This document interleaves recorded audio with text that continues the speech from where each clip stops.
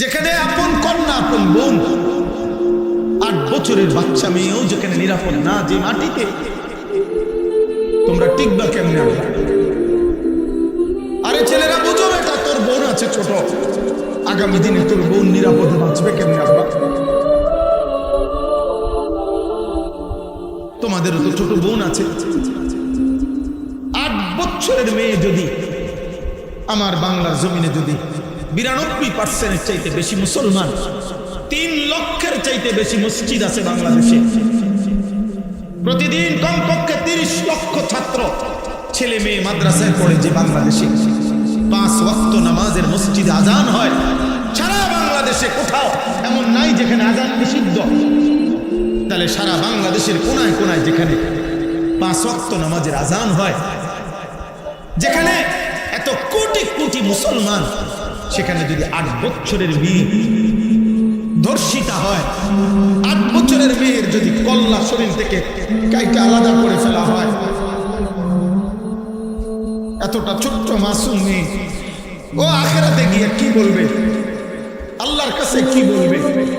ওই ছোট্ট মেয়েটা যদি হাসরের ময়দানে দাঁড়ায়া আল্লাহকে বলে, আল্লাহ, আমার জাতির এতগুলো মানুষ বেঁচে, আমি 8 বছরের মেয়ে আমার এইভাবে মেরে ফেললো, আমার শরীরটা 2টা টুকরা করে ফেললো, তাহলে বলো আব্বা, বলো বলো ছেলেরা, তোমাদের বিবেকে যদি লাগে তোমাদের বোন আগামী দিনে নিরাপদ? মোবাইল নামাও, আমি বললাম বেয়াদব, এই বেটা বেয়াদব, ওঠ বেটা এখান থেকে, বেটা বেত্তমিজ কোথাকার।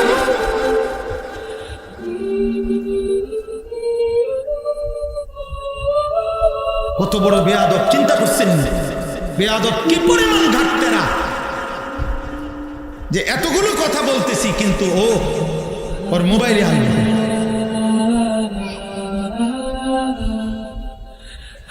হ্যাঁ, দেখছেন বাচ্চা, এই বাচ্চা ফিতরাত, এটা তার হলো কি স্বভাবজাত, সে বুঝছে।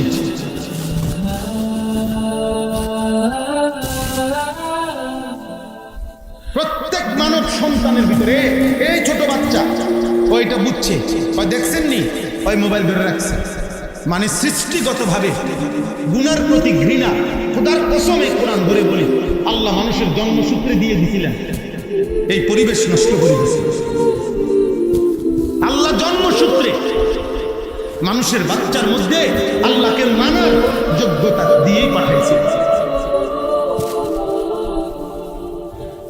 কিন্তু আমরা আফসোস, আমরা সবাই মিলে আমাদের সমাজ ছেড়ে দিছি। তোমরা বলো ভাই, তোমরা যারা 18 বছর, 14 বছর, 16 বছরের ছেলে, তোমরাই বলো, তোমাদের ছোট বোন আছে না কারণ?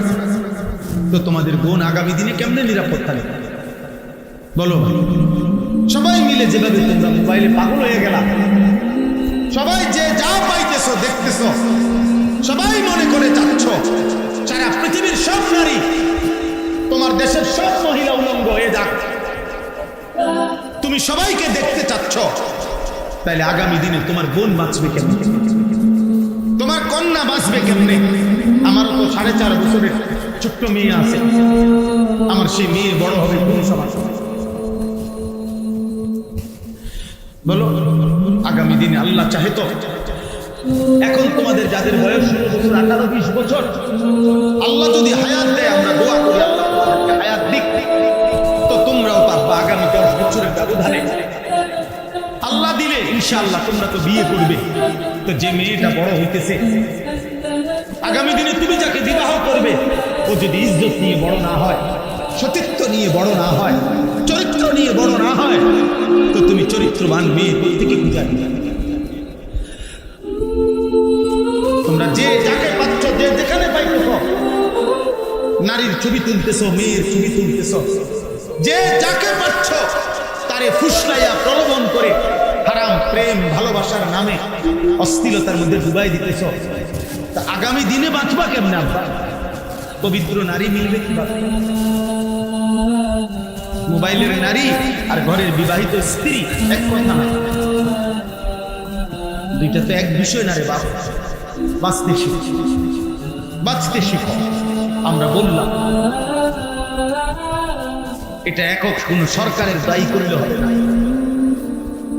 একটি দেশের সম্মিলিত জনগণ আমরা, ছোট বড় নাবালেগ বয়স্ক নারী পুরুষ, আমাদের প্রত্যেকের সচেতনতা, প্রত্যেকের সামষ্টিক প্রচেষ্টা আমাদের সমাজ থেকে এই মুহূর্তে বাংলাদেশে একেবারে মরণ ব্যাধি, একেবারে মহামারীর মতো ধর্ষণ এবং পরকীয়া বাংলাদেশের এই মুহূর্তে একেবারে চ্যালেঞ্জিং পর্যায়ে পৌঁছে গেছে, যা যদি এই মুহূর্তে নিয়ন্ত্রণ করা না হয় আমার দেশের ভবিষ্যৎ পুরোপুরি অন্ধকার হয়ে যাবে, পুরোপুরি। এজন্য তোমরা প্রত্যেকটা যুবক যার যার জায়গা থেকে, আমরা আওয়ামী লীগ বিএনপি বুঝি না, আমরা জাতীয় পার্টি জামাত ইসলাম বুঝি না, আমরা বুঝি 18 কোটি বাংলাদেশের প্রত্যেকটা জনগণ বলতে হবে দর্শকের বেবিচারীর নগদ বিচার চাই, নগদ শাস্তি চাই, নগদ বিচার হইতে হবে, নগদ। আজকে যদি প্রিয় ভাই শহীদ শরীফ ওসমান হাদি থাকতো তো দেখতা প্রতিবাদ কাকে বলে। ইমানদার চলে গেছে, সাহসী যুবক চলে গেছে, নয়তো দেখতা তোলপাড় হয়ে যেত। আল্লাহ পাক আবার আমার দেশে তোমাদের মাঝ থেকে হাদির মতো সন্তান আল্লাহ কবুল করে নেন। আমরা পারস্পরিক মানুষ, সামষ্টিক মানুষ, আমরাই সবাই সবাই আত্মীয় স্বজন, আমরা সবাই সবার আপনজন।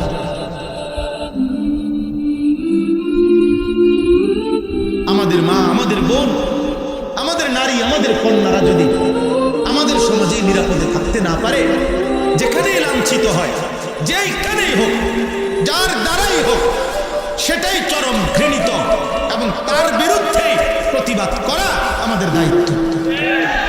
সে যেই হোক, আমার ঘরের হোক, আপনজন হোক আর দূরের হোক, আমার সমগোত্রীয় হোক অথবা অন্য গোত্রীয় হোক, ধর্ষক ধর্ষকই, ব্যভিচারী ব্যভিচারী, আমরা ধর্ষককে থুতু মারি, আমরা ব্যভিচারীকে আমরা থুতু মারি, চরিত্রহীনকে আমরা ঘৃণা করি, ঘৃণা করি।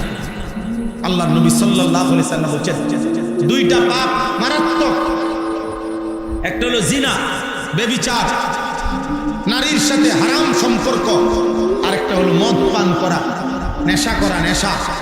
খোদার কসম হাদিসে আছে, পা খুলে ফেলে। নবীজি হাদিসে উদাহরণ দিয়েছেন, নবীজি সাল্লাল্লাহু আলাইহি সাল্লাম বলেন মান শারিবাল খামরা মান জানা ওয়া শারিবাল খামরা, যে ব্যভিচার করে এবং মদ পান করে আল্লাহ তার অন্তর থেকে নাজা আল্লাহু মিন কলবিহিল ঈমান, আল্লাহ তার অন্তর থেকে ঈমান এভাবে খুলে ফেলে, কামা ইয়াখলাউল ইনসানু আল কামিসা মিন রাসিহি, মানুষ যেমন তার গায়ের জামা খুলে ফেলে। আল্লাহ যেন বলে নারীর সাথে হারাম সম্পর্ক করতে যাচ্ছ, বেঈমান দাঁড়া, আমার ঈমান আমারে দিয়া যা, যা এবার যা, যা বেঈমান এবার যা। আল্লাহ যেন মদখোর নেশাখোরকে বলে, নেশাখোর, গাঁজাখোর, কুত্তাখোর, বাবাখোর, নেশা করতে যাচ্ছ, দাঁড়া, আমার ঈমান আমারে দিয়া যা, যা এবার যা, এবার যাও। বলেন নাউযুবিল্লাহ, কত বড় বিপদের কথা ভাই। এই ঈমান যদি আর ফেরত না আসে, এই ঈমান যদি আর ফেরত না আসে, তো চিরস্থায়ী জাহান্নাম। ঈমানবিহীন কবরে গেলে চিরস্থায়ী জাহান্নামী না, কথা বলে না তো।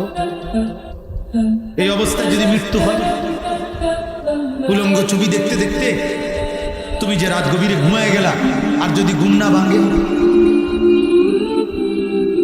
প্রতিদিন সারা পৃথিবীর আন্তর্জাতিক রিপোর্ট এটা, প্রত্যেক দিন সারা পৃথিবীতে প্রতি বছর কয়েক মিলিয়ন মানুষ শুধু ঘুমেই মারা যায়। এটা আন্তর্জাতিক হিসাব, কয়েক মিলিয়ন। 1 মিলিয়ন মানে 10 লাখ, 10 লক্ষ হলে 1 মিলিয়ন হয়, এরকম কয়েক মিলিয়ন মানুষ, মানে কোটি কোটি মানুষ ঘুমেই মরে যায়। আর ঘুম, আমার নিজস্ব জানাশোনা আমার আত্মীয়ের মধ্যে 2 জন মানুষ এমন, 2 জন, একজন মাঝ বয়সী আরেকজন একটু বয়স্ক ঘুমের মধ্যে মারা গেছে। জলজ্জান্ত মানুষ, একজন প্রফেসর শুইছে রাত্রে, ভালো মানুষ, সকালবেলা দরজা ভাঙ্গিয়া জানালা আরে সিটকারি ভাঙ্গিয়া এরপরে বাইরে করছে মরা। এই জন্য আমরা তোমাদের ভালোর জন্য বলছি, আমি কঠোর বললাম, শক্ত বললাম। আমার সমাজ অনিরাপদ হয়ে গেছে। প্রতিদিন পত্রিকার পাতা দেখেন, আপনারা খবর শুনেন, বাবা চাচা যারা আছেন আপনারা একটু খবর শুনেন। পরকীয়া কি পরিমাণ, নারী পুরুষকে হত্যা করে, পুরুষ নারীকে হত্যা করে, নারী আরেক পুরুষের জন্য নিজের কোলের বাচ্চা মাইরা ফেলে। ওমা এরকম জঘন্যতা পৃথিবীতে তো আইয়ামে জাহিলিয়াতে, সেই ইসলাম পূর্ব বর্বর যুগে এমন কাহিনী ছিল। এ কোন সমাজ আমাদের, এ কোন পৃথিবীতে আমরা আসছি? নারীর স্বামী আছে, ওমা অন্য পুরুষ খুঁজে, পুরুষ স্ত্রী আছে, অথচ নাফরমান ব্যভিচারী অন্য নারী তালাশ করে। আস্তাগফিরুল্লাহ, আস্তাগফিরুল্লাহ। আরেকটি আশ্চর্য কথা, আপনারা দেখেন পত্রিকার রিপোর্ট, প্রতিদিনকার রিপোর্ট শুনে, চ্যানেলের খবরগুলো শুনে কি বলে প্রতিদিন। এই জন্য আমরা আলহামদুলিল্লাহ জায়গায় জায়গায় এতটুকু। এবার আসেন একটু এদিকে বলি, মানে হলো রাত্রি যত অন্ধকার হয়, রাত যত গভীর হয়, এ কথাও সত্য, আলো তত কাছায় যায়। এখন বাজে মাত্র 9:22, বুঝা গেল এখনো রাত বাকি অনেক। কিন্তু যদি বাজে রাত 3টা, অন্ধকার যদিও খুব গভীর, কিন্তু বুঝতে হবে ভোর কাছায় গেছে, সকাল কি হয়ে গেছে, কাছায় গেছে, আলো কাছায় গেছে। এই জন্য চরিত্রহীনতা, অসভ্যতা, মারামারি, খুনি, হত্যা, খুন, ধর্ষণ, ব্যভিচার, হারাম, নাফরমান, অস্থিরতা, বেহায়াপনা, এটা যেমন খুব বেড়ে গেছে, বুঝা গেছে আরেক পিঠে আলো কাছায় গেছে। এজন্য আলহামদুলিল্লাহ সারা বাংলাদেশে এখন, সারা বাংলাদেশে গলিতে গলিতে গলিতে গলিতে আলহামদুলিল্লাহ আল্লাহর দয়ায় মুসলিম নওজোয়ান, এই 18-20 বছরের কিশোর যুবকরা ইসলামের দিকে, কোরআনের দিকে, ওয়াজ মাহফিল, নসিহত, আল্লাহর দ্বীনের দিকে ব্যাপকভাবে এগিয়ে আসছে। আলো কাছায় গেছে। কালকে আমি যেখানে মাহফিল করছি, কুমিল্লা সদর দক্ষিণ, ওনারা আমার দেখাইছে হুজুর ক্লাস 6, 7, 8, সর্বোচ্চ ক্লাস 8 পর্যন্ত পড়ে। এই 3 ক্লাসের বাচ্চা প্রায় 25 থেকে 26 জন, ওরা এই মাহফিলটা সাজাইছে। মানে কালকে আমি যে ওয়াজ করছি, কয় যে হুজুর আমাদের সবচেয়ে বড় লিডার ক্লাস 8।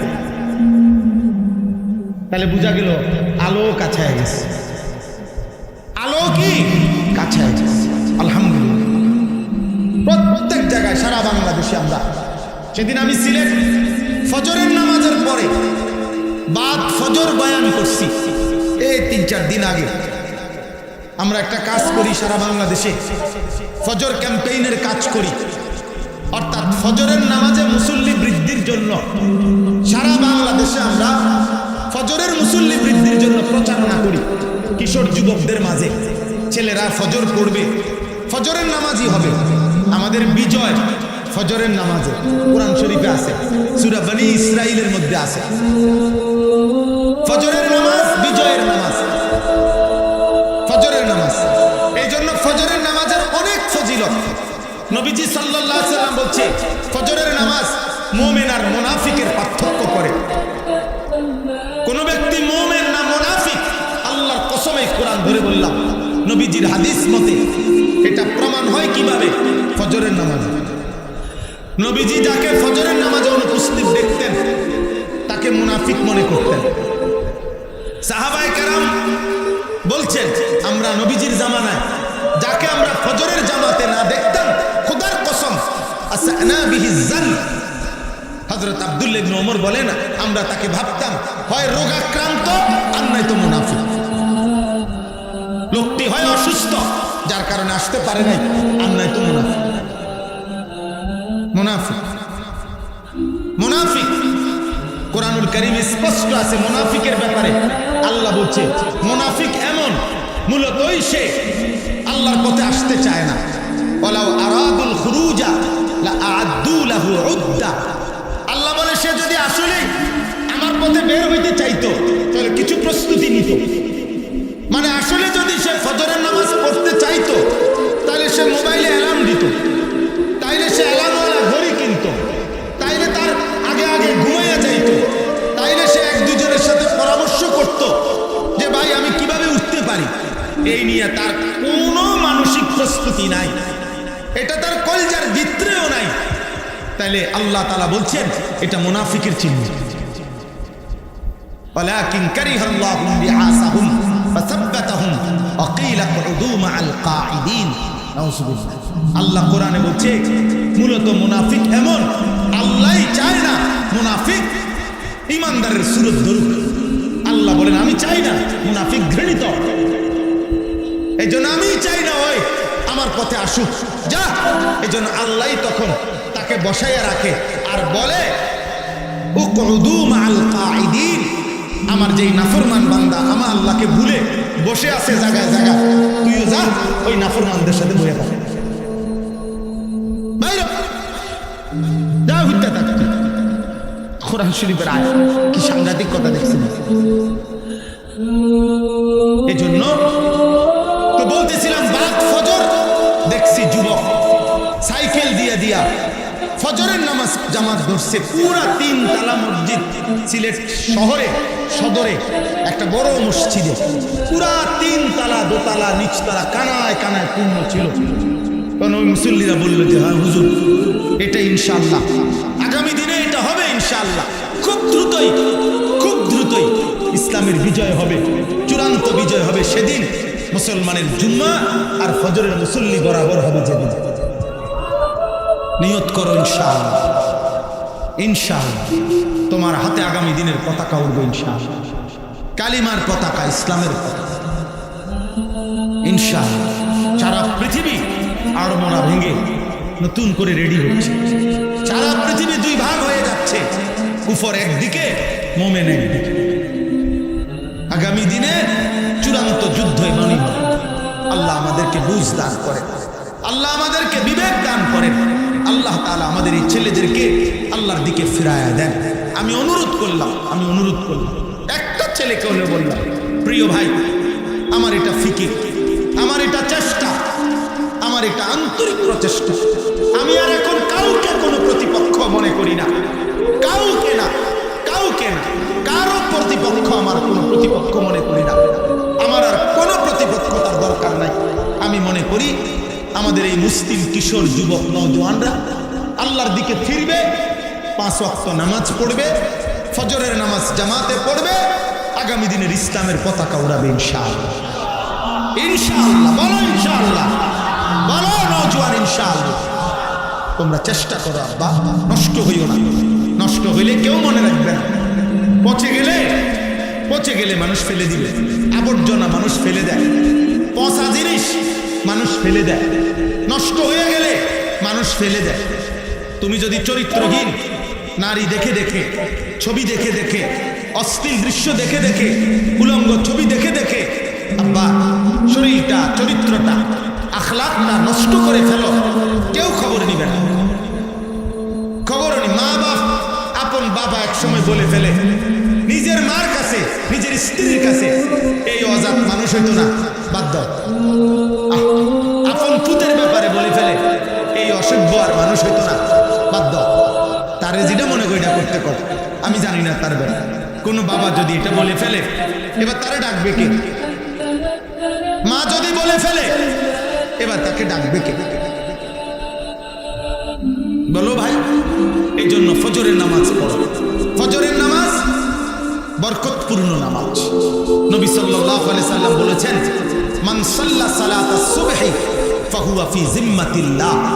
যে ফজরের নামাজ পড়লো সে নিজেকে আল্লাহর হাতে তুলে দিল, আল্লাহর সুপুর্দ করে দিল, আল্লাহর জিম্মায় ঢুকে গেল। সুবহানাল্লাহ, সুবহানাল্লাহ। এজন্য আমরা প্রত্যেকটা যুবকের পরিবর্তন চাই। বলেন ইনশাআল্লাহ, বলেন ইনশাআল্লাহ।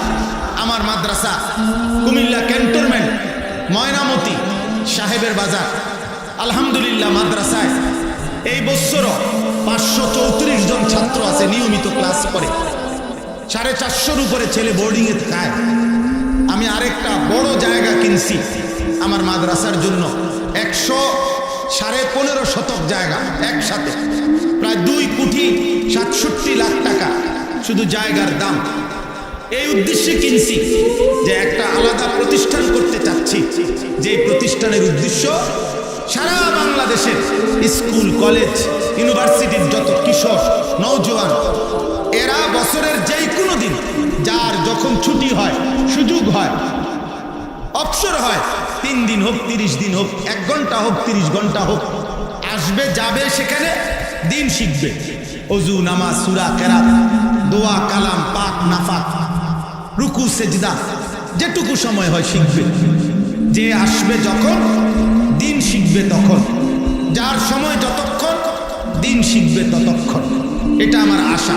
আলহামদুলিল্লাহ আমরা গত বছরও 500-র মতো ছেলে 6 দিনে মোট 2 বারে 3 দিন করে স্কুল কলেজের ছেলে আমরা অজু নামাজ সূরা কেরাত দোয়া কালাম এগুলা শেখাইছি।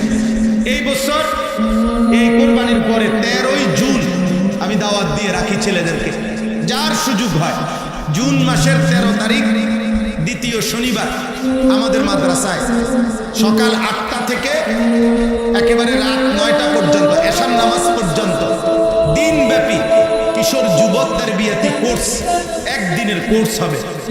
সকাল 8টা থেকে জোহর পর্যন্ত আমাদের বাংলাদেশের অন্যতম একজন আলোচিত আলেমে দ্বীন আল্লামা মুফতি আরিফ বিন হাবিব দামাত বারাকাতুহুল আলিয়া উনি মাগরিব করবেন।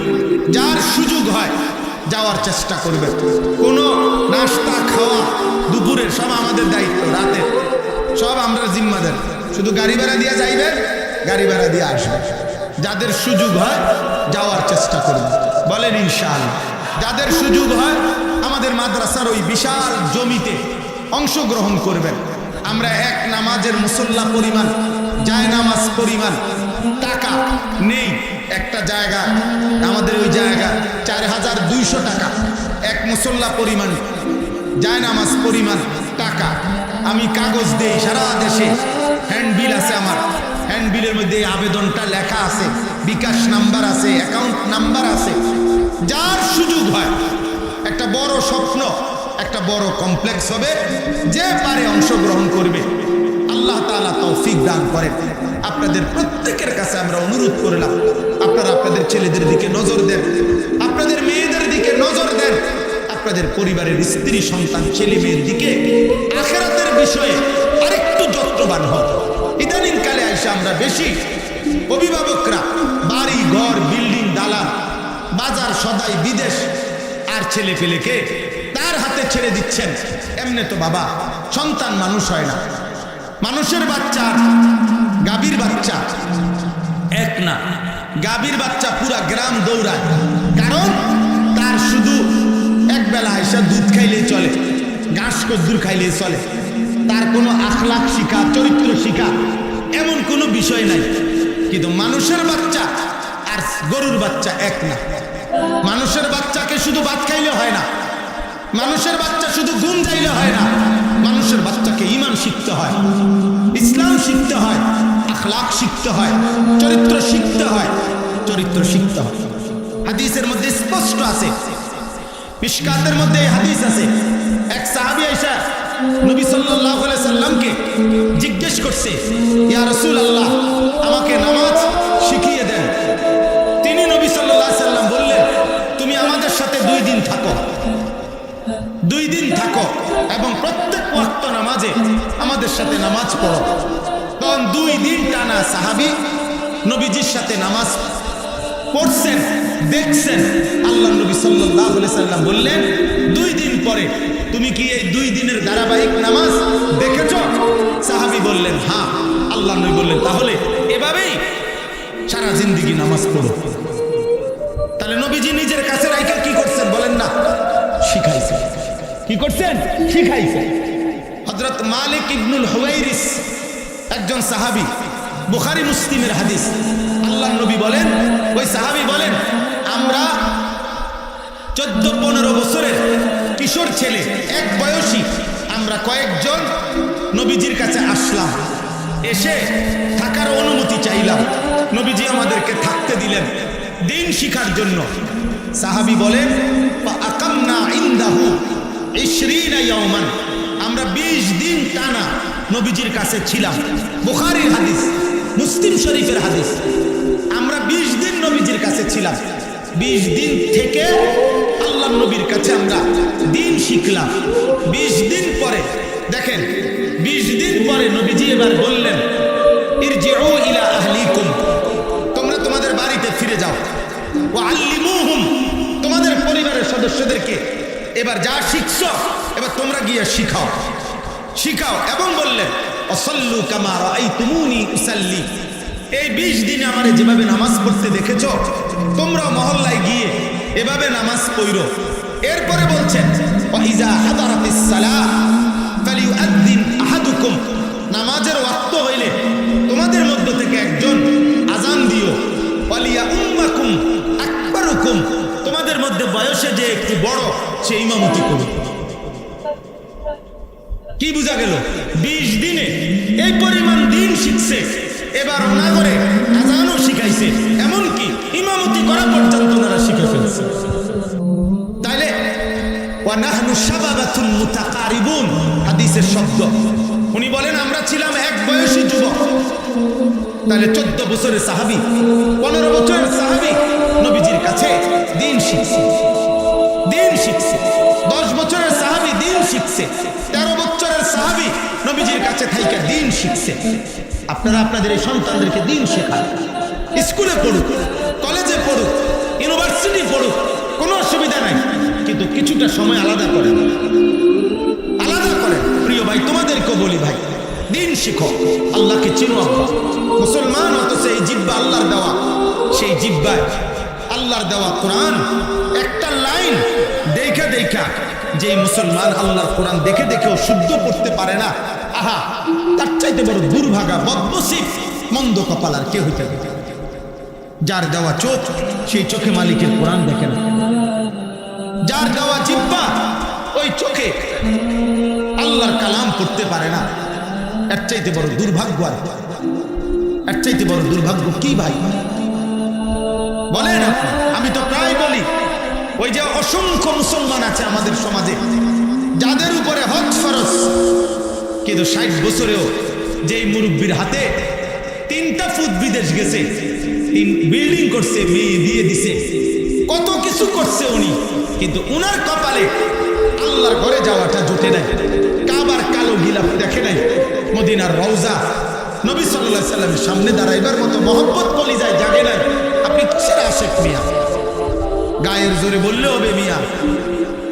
হ্যাঁ, 60 বছরে 70 বছরে, অথচ স্পষ্ট মাসআলা আপনারা যে কাউকে জিজ্ঞেস করলে পারবেন, যেই ব্যক্তির, যেই মুসলমানের বসত বাড়ির অতিরিক্ত, মানে যেখানে মানুষ থাকে এর অতিরিক্ত এতটুকু জমি আছে, যার জমি, ফসলের জমি, যে জমির কিছু অংশ বিক্রি করলে হজের টাকা হবে, বাকি টাকা, বাকি জমিটা দিয়া সে তার সংসার চালাইতে পারবে, সংসারের 1.5 মাসের আসা যাওয়ার খরচটুকু দিয়ে যাইতে পারবে।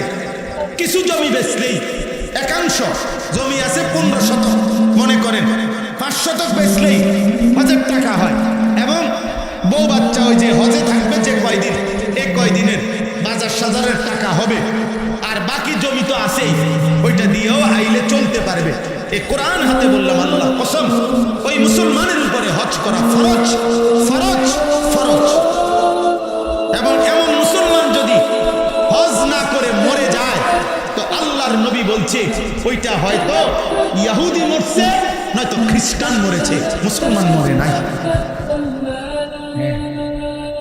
আমনের বুঝে না ধরলে আপনি আমনের কাছে বুঝলে জিগা, আপনি বলেন এই হিসাব করলে মাহমুদ ভাই আমাদের সমাজের কি পরিমাণ মুসলমান বয়স্ক লোকদের হজ ফরজ বলেন? এক কোনা জমি বেচলে এরকম 10-12 হাজার টাকা হইবে, এমন মানুষ নাই? কথা বলেন না কেন?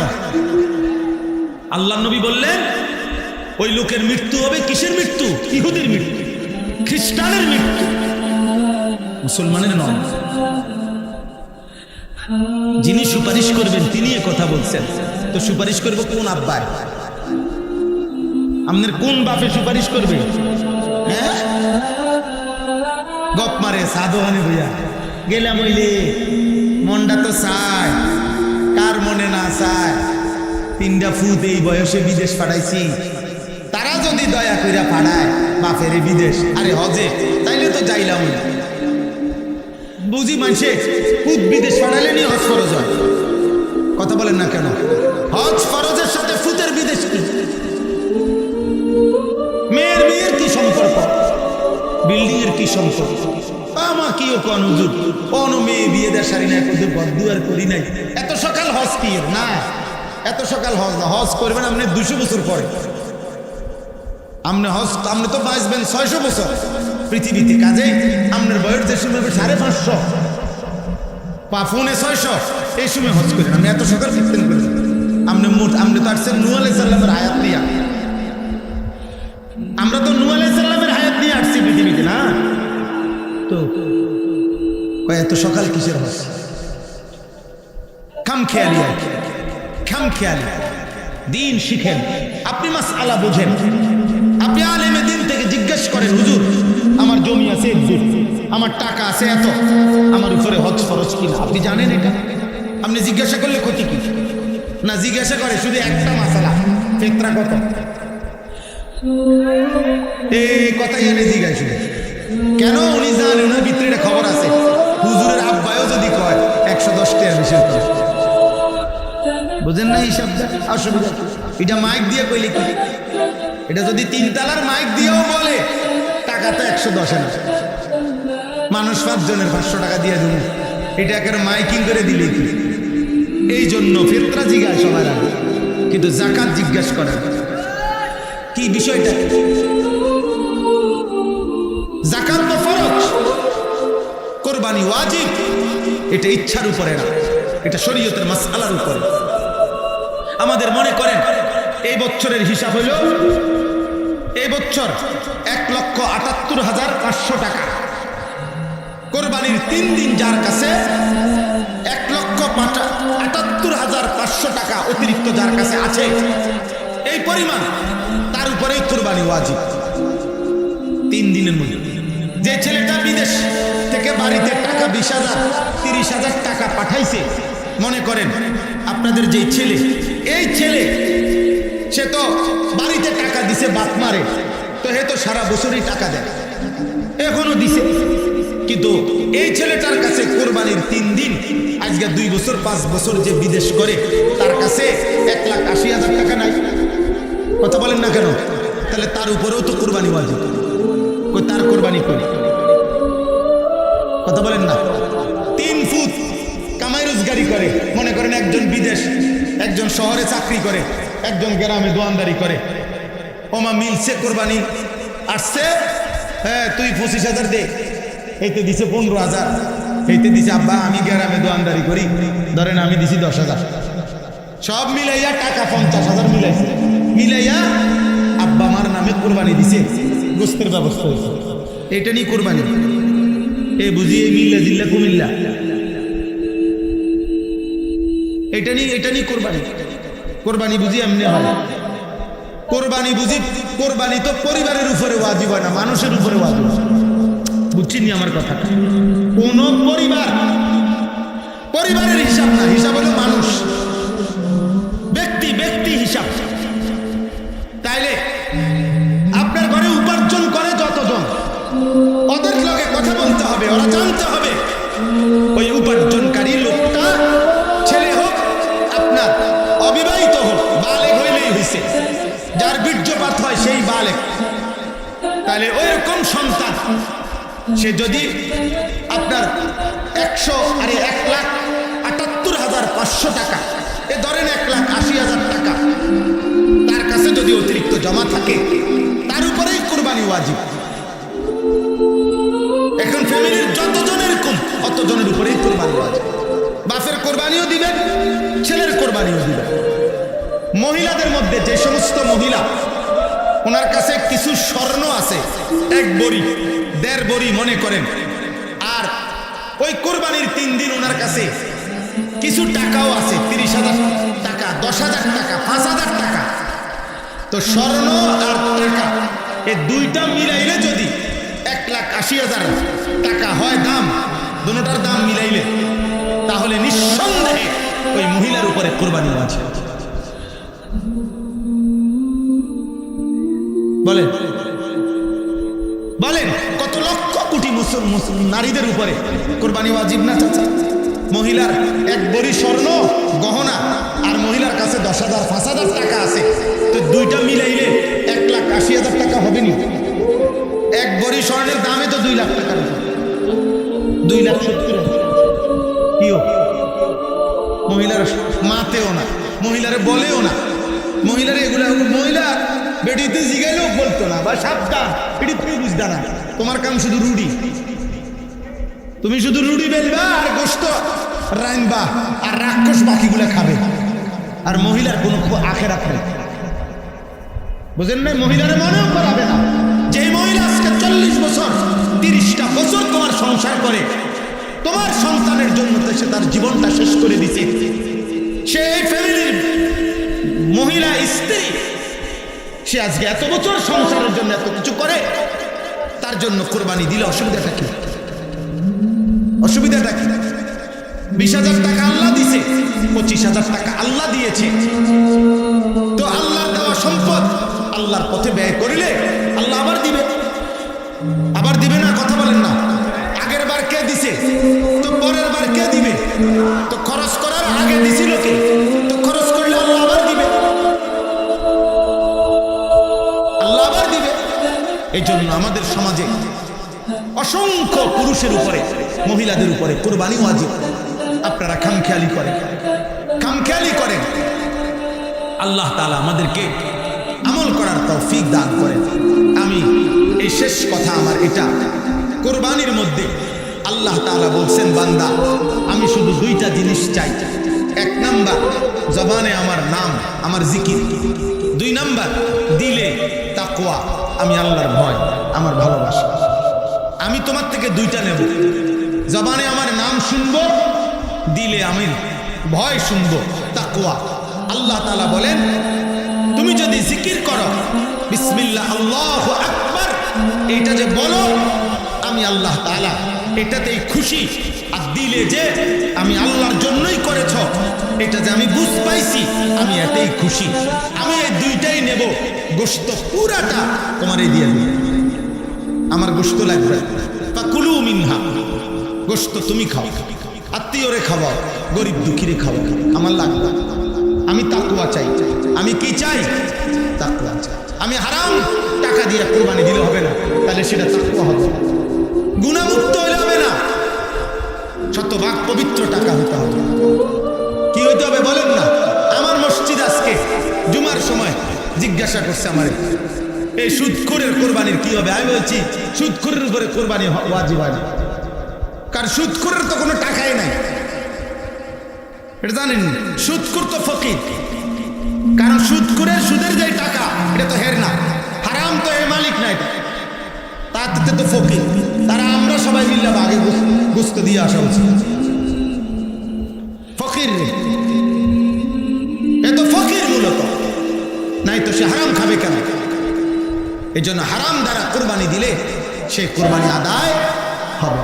সবচেয়ে ভয়ঙ্কর কথা হলো যে হারাম দ্বারা কোরবানি যদি দেয় কেউ হারামের টাকা দিয়া, তাইলে শরীকের বাকি শরীকদারদের কারো কোরবানি হবে। বিপদ তো এখানে। তুই তো গেছ, তুই আমগরও শেষ করছ,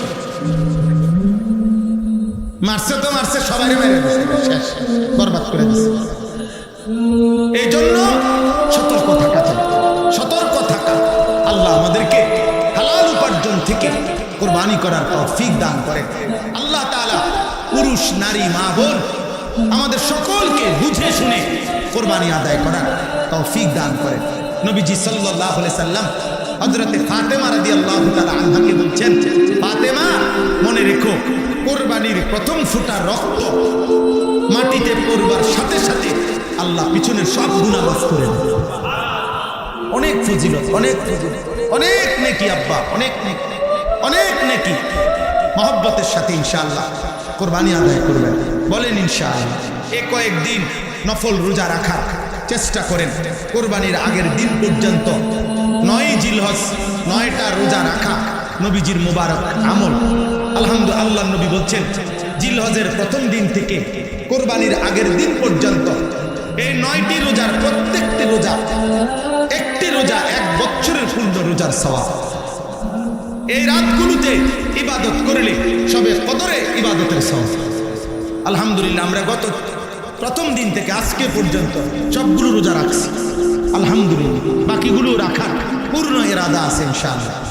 নবীজি বলছেন 9 জিলহজ মানে কোরবানির আগের দিনের রোজা। আপনারা সবাই চেষ্টা করবেন বুধবারের রোজাটা। আল্লাহ নবী বলছেন 9 জিলহজ রোজা রাখলে আল্লাহ তাআলা তার পিছনের 1 বছর, পরের 1 বছর, 2 বছরের গুনাহ মাফ করে দেবেন। মা বোনদেরকে বলবেন 9 জিলহজ বুধবার দিন সকালবেলা ফজরের নামাজের পর থেকে পঞ্চম দিন বুধবার, বৃহস্পতিবার, শুক্রবার, শনিবার, রবিবার আসর পর্যন্ত তাকবীর পড়বেন। প্রত্যেক নামাজের পরে আল্লাহু আকবার, আল্লাহু আকবার, লা ইলাহা ইল্লাল্লাহু, আল্লাহু আকবার, আল্লাহু আকবার, ওয়ালিল্লাহিল হামদ। 5 ওয়াক্ত নামাজের ফরজ সালাম ফিরাইয়া এই তাকবীর পড়া ওয়াজিব। তাকবীর পড়বেন। বলেন ইনশাআল্লাহ। তাই এর একটা সুযোগ আছে, ছাড় আছে। যারা 5 ওয়াক্ত নামাজ পড়েন না, আপনাদের পড়তে হবে না।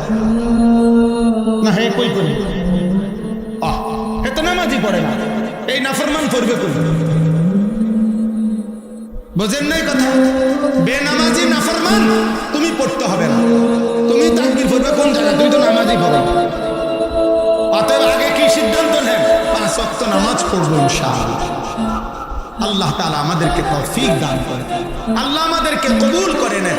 আজকের এই করইবাড়ি যুব সমাজ এবং প্রবাসীদের উদ্যোগে এই মাহফিলে আল্লাহ বরকত দান করেন। আমিন। আলহামদুলিল্লাহ রাব্বিল আলামিন।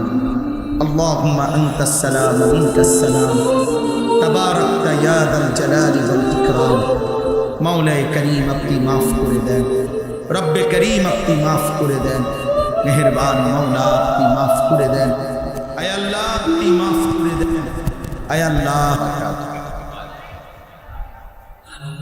ছেলেরা ভাই, তোমরা এই হাতে ধরা মোবাইলগুলো বন্ধ করতে হবে। একজন ছেলেও দয়া করে হাতে মোবাইল ধরে রেখে ভিডিও বা রেকর্ড করা যাবে না। আমি স্পষ্ট নিষেধ করব। তোমরাই একজন আরেকজনকে বুঝায় নিষেধ করো। যদি কারো মানতে অসুবিধা হয় তুমি চলে গেলে ভালো। যদি কেউ মানতে কষ্ট হয় তাহলে ভাইয়া চলে যাও, আমি অনুরোধ করলাম। এরপরে কিন্তু আমি ধমক দিয়ে বের করে দেব। আমার চোখের সামনে মোবাইল ব্যবহার করা যাবে। মূলত ছোট হোক বড় হোক, তুমি নিশ্চয়ই বুঝছো এটা যে দিনই মাহফিল। অতএব তুমি যেহেতু এটা বুঝোই যে এটা দিনই মাহফিল, অতএব এটা শুধু ফাজলামি করা, তামাশা করা ঠিক না। এটা গরু বাজার। এজন্য প্রত্যেকে, ছেলেরা তোমরাও একজন আরেকজনকে পরস্পর কোনোভাবে কথা বলতে দিও না, দুষ্টুমি করতে দিও না। প্রয়োজনে তারা উঠায় দাও, সে অন্যত্র গিয়া দুষ্টামি করে, যা ইচ্ছা তাই করে। সবাই ওয়াজ শুনতে হবে, এটা জরুরি, বাধ্যতামূলক না। সকলের জন্যই, এই মহল্লাবাসী সবার জন্য ওয়াজ শোনা ফরজে আইন। আল্লাহ যাকে পছন্দ করবে, ইচ্ছে হবে, যার মালিকের দয়া হবে, তো সে কিছু শুনবে। এজন্য আমরা সবাই কোনোভাবে, তোমরা যারা দাঁড়ায় আছো তোমরা বসো, বউ ভাই বউ। মাশাআল্লাহ, ওখান থেকে নামো, এখানে আসো। এই ছেলে এখানে আও ভাই।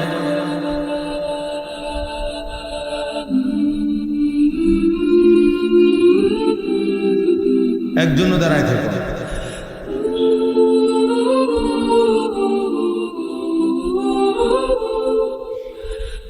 আলহামদুলিল্লাহ আলহামদুলিল্লাহ নাহমাদুহু ওয়া নাস্তাঈনুহু ওয়া নাস্তাগফিরুহু ওয়া নু'মিনু বিহি ওয়া নাতাওয়াক্কালু আলাইহি ওয়া না'উযু বিল্লাহি মিন শুরুরি আনফুসিনা ওয়া মিন সাইয়্যাতি আ'মালিনা من يهده الله فلا مضل له ومن يضلله فلا هادي له ونشهد أن لا إله إلا الله وحده لا شريك له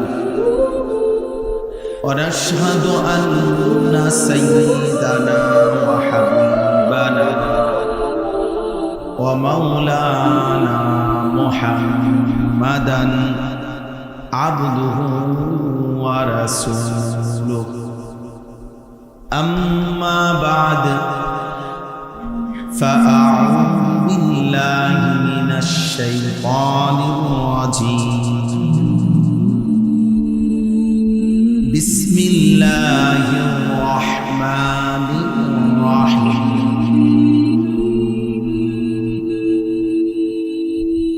والبدن جعلناها لكم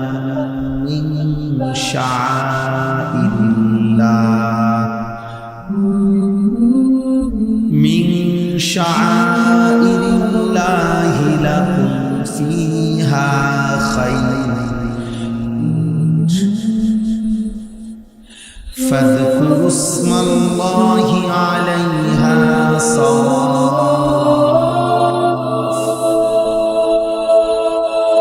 فإذا وجبت جنوبها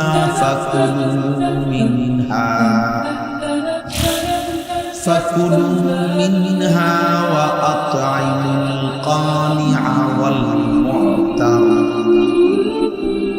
كذلك سخرناها لكم لعلكم تشكرون لن ينال الله لحومها ولا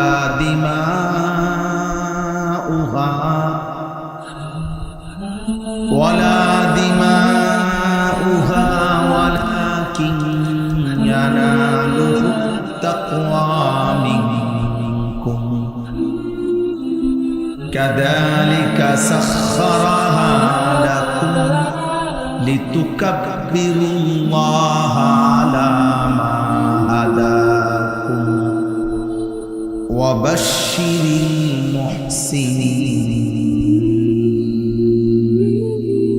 المحسنين صدق الله مولانا العظيم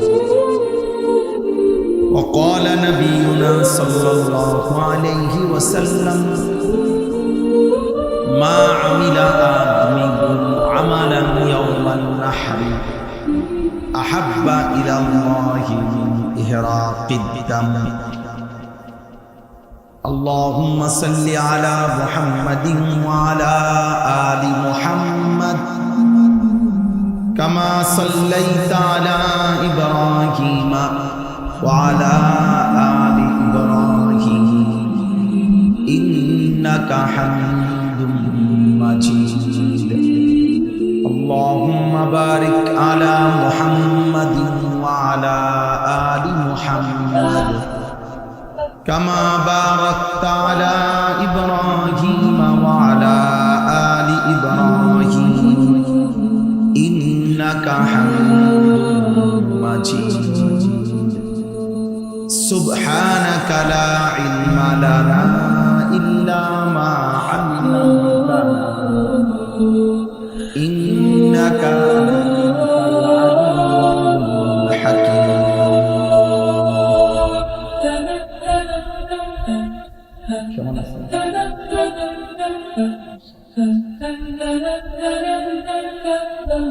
الحمد لله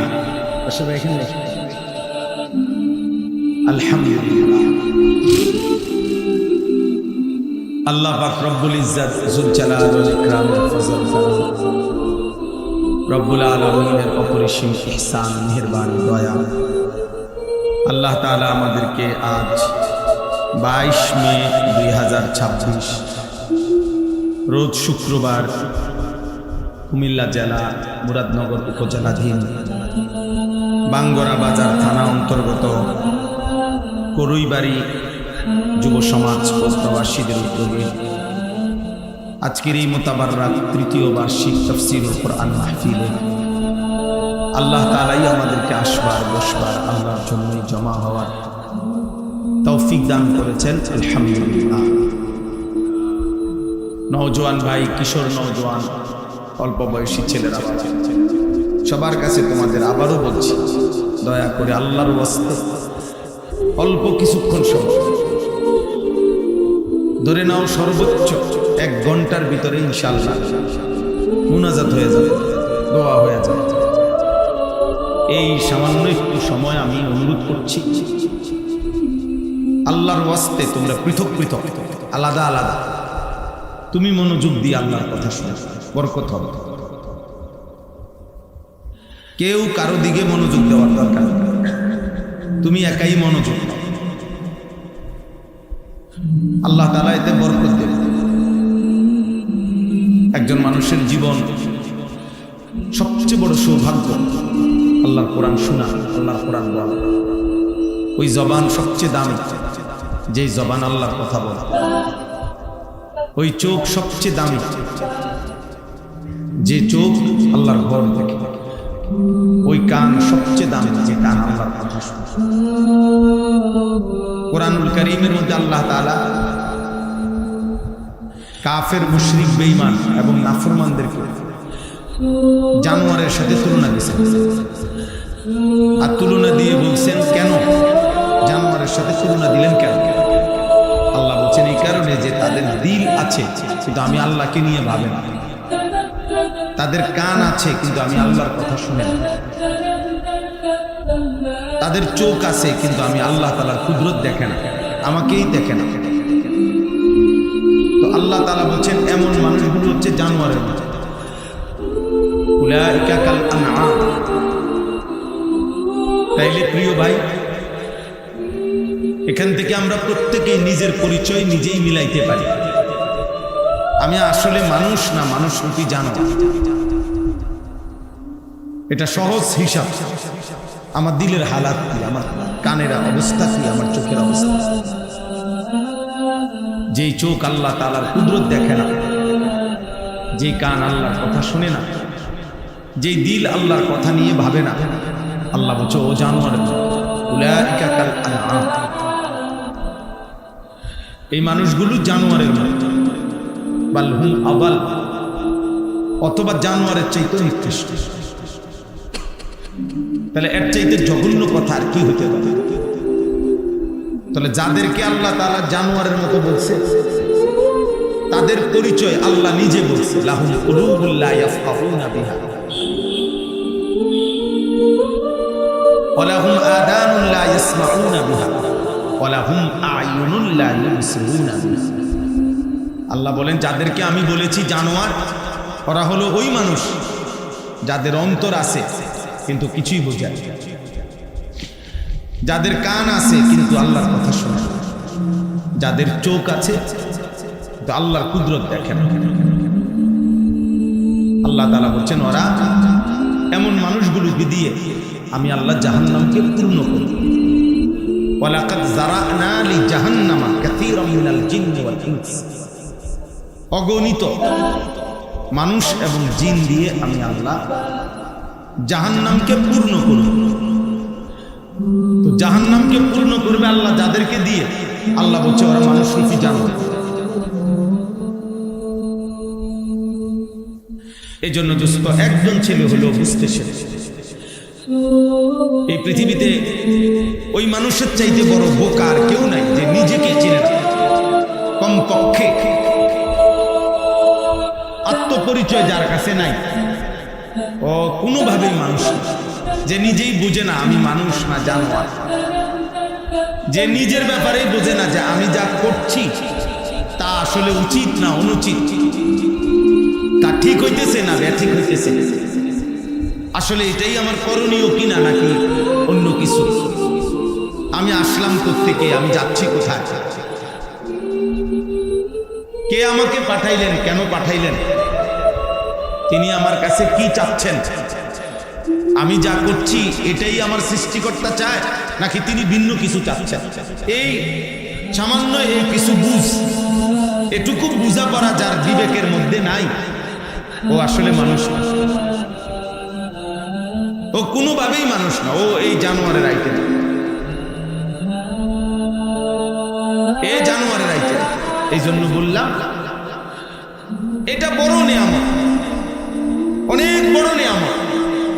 কমপক্ষে গোটা পৃথিবী তুমি চিনলা না, কিন্তু কমপক্ষে তুমি নিজের ব্যাপারে বুঝলা আমি একজন মানুষ, আমি একজন মুসলমান, আমার একজন সৃষ্টিকর্তা আল্লাহ আছেন, আমার জীবন চলার জন্য আমার একজন পথ প্রদর্শক নবী আছেন, প্রিয় নবী সাল্লাল্লাহু আলাইহি ওয়াসাল্লাম, আমার জীবনের জন্য একটা কিতাব আছে কোরআন, আমার একটি সুনির্দিষ্ট ধর্ম আছে ইসলাম, এবং আমার একটা গন্তব্য আছে মৃত্যু, তারপরে কবর, তারপরে হাসরের মাঠ, তারপরে মিজান, তারপরে ফুলসিরাত, তারপরে জান্নাত কিংবা জাহান্নাম।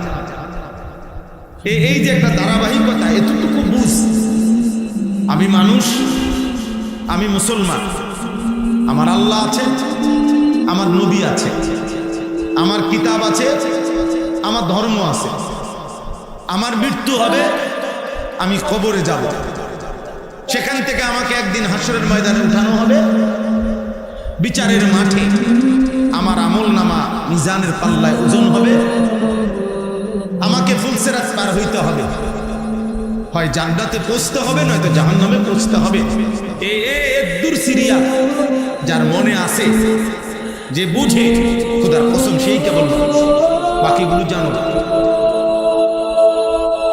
বাকিগুলো হাইওয়ান আর জানোয়ারের মতো শুধুই ভোগ করছে দুনিয়া, খাইতেছে, ঘুমাইতেছে, পেশাব পায়খানা করতেছে, এতটুকু। দোস্ত এদিক সেদিক তাকাইলে একটু পর পর লোক আসবে, রাস্তা, তোমরা এদিকে তাকাইও না ভাই, আল্লাহর ওয়াস্তে, দরজা না খুলাইলে চলে যাও ভাই, আমি আবারও বলছি,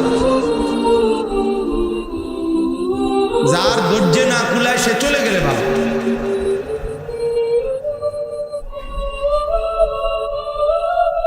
মূলত তাইলে আমি এই কথাটা বললাম, আবারও বললাম, আমাদের এই ছোট্ট হিসাব, ওই যে দেখবেন আউলিয়ায়ে কেরাম, বুজুর্গানে দ্বীন, যুগ যুগ ধরে সব তরিকার পিসাবরা, আউলিয়ারা এটা বলে যে এটা আউলিয়াদের কথা, হাদিস না, পীর বুজুর্গদের কথা, মাশায়েখদের কথা, যে নিজেকে চিনলো সে আল্লাহকে চিনল, মান আরাফা নাফসাহু ফাকাদ আরাফা রাব্বা, এটা হাদিস না যদিও, কিন্তু এটা একটা মহাসত্য কথা, একটা চমৎকার বাক্য। আমি যদি বুঝি আমি একজন মানুষ, আমি যদি বুঝি আমি একজন মুসলিম, তাহলে আমার এটা বুঝে আসবে, মনে আসবে যে আমার কি করণীয়। আমি যখন বুঝি যে আমার আল্লাহ আছে, আমি পাগল না, ছাগল না, আমি হঠাৎ করে আসমান থেকে পড়ি নাই, মাটির তলের থেকে বাইর হই নাই, আমাকে সুনির্দিষ্টভাবে এক মহান আল্লাহ ধারাবাহিক স্তর অতিক্রম করে আমাদেরকে পৃথিবীতে পাঠিয়েছে। আল্লাহ তাআলা বলছেন, তুমি মাটির অস্তিত্বের মধ্যে ছিলা বান্দা, সেখান থেকে নির্দিষ্ট পরিমাণ খাদ্যের মাধ্যমে আমি তোমার বাবার বীর্যে তোমাকে পরিণত করেছি, বাবার বীর্য থেকে নির্দিষ্ট সময়ে তোমাকে মায়ের রেহেম জরায়ুতে গর্ভে আমি পৌঁছাইছি, সেখান থেকে সুনির্দিষ্ট সময় 9 মাস আমি আল্লাহ তাআলা পূর্ণ করে হাত, চোখ, নাক, কান, সারা দেহ সাজিয়ে আমি আল্লাহ তাআলাই মায়ের পেট থেকে তোমাকে পৃথিবীতে পাঠিয়েছি। পৃথিবীতে তুমি প্রতিদিন আমার হাতে, তুমি ছিলা কোলের বাচ্চা, হইলা কিশোর, হইলা যুবক, হইলা বৃদ্ধ, দুর্বল, গেলা কবরে। প্রতি ঘন্টা আমি পরিবর্তন করছি তোমার, আমি নিয়ন্ত্রণ করছি, আমি নিয়ন্ত্রণ করছি। অতএব কোনোভাবে তুমি পৃথিবীর সকল শক্তি দিয়ে হলেও আমি আল্লাহর বাঁধন থেকে ছুটতে পারবো না, ছুটতে পারবা না। আমরা প্রত্যেকে আল্লাহর বাঁধনে। এই জন্য দোস্ত, ছোট বড় সবাইকে বলিবা, তুমি যদি তোমাকে না চেনো, না বুঝো, ওই ছেলে, ওই বেয়াদব, সরান দেশ, বাইর মোবাইল নিয়ে বাইর, বাইর হবে না। আহাম্মক কোথাকার, বয়সের চাইতে বড় মোবাইল নিয়ে আসে। জালেম ওই মা বাপ, মনে রাখবা ভাই, তোমাদের অসংখ্য সন্তান আজকে বরবাদ হয়ে গেছে তোমাদের মা বাবার গাফলতির কারণে, অভিভাবকের খামখেয়ালির কারণে। তোমরা সুখ খুঁজতেছ, আনন্দ খুঁজতেছ মোবাইলের মধ্যে, কিন্তু একদিন, আজ না হোক কাল, একদিন তোমরা বুঝবা, টের পাবা, মোবাইল তোমাদের জীবন থেকে কেড়ে নিয়েছে বেশি, দেয় নাই কিছু।